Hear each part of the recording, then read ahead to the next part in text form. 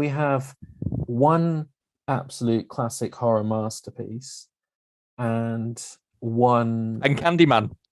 and Candyman, yes. So, tell us about the masterpiece that is Stephen King's Cat's Eye on 4K.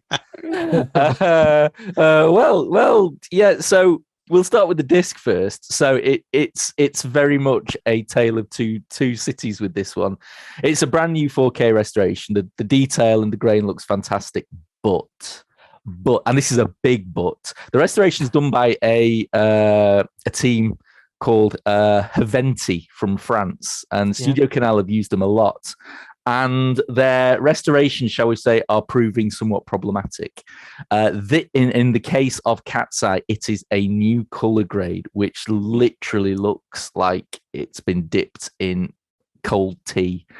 There is a yellow tint to pretty much everything. Now, I had the old US Blu-ray for Cat's Eye. I did a couple of comparisons, and it's honestly, it's bizarre. You don't really notice it on the skin tones as such, but shots where there are bright white buildings on the Blu-ray are now a sort of borderline sepia color on this new 4K, and it really undermines the restoration work that's been done. Now, you could argue, oh, well, who's to say which version is right? I don't think back in the day that church was that yellow, shall we say.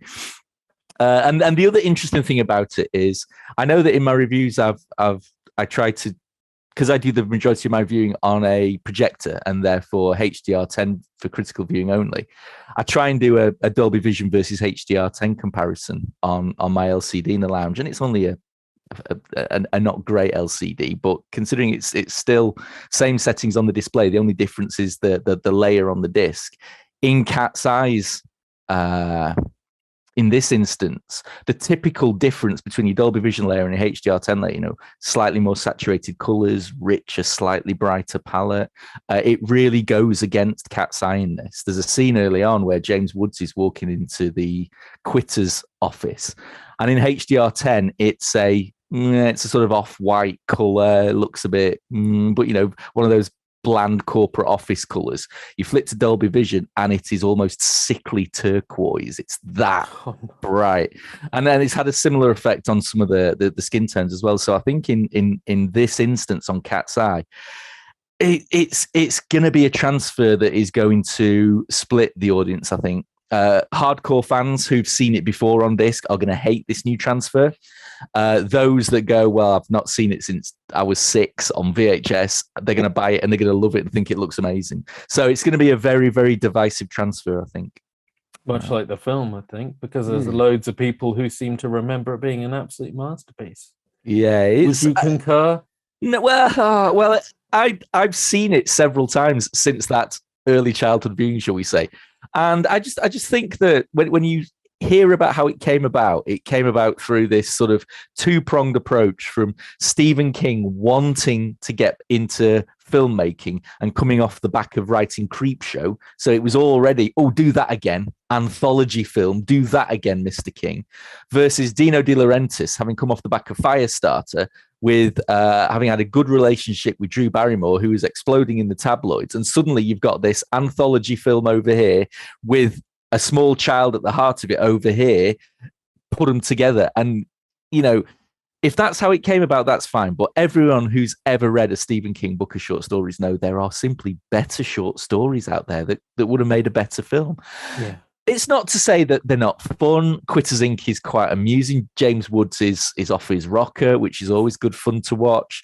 The Ledge is a bit dull, but quite frankly, I like Robert Hayes out of Airplane. It's nice to see him in a role. Mm-hmm. And at least with the final story with Drew Barrymore, you've got that pretty cool little devil imp, which still looks, I can't work out whether it's cute or creepy. So it's fun, but it's no Candyman. I'll tell you that for nothing.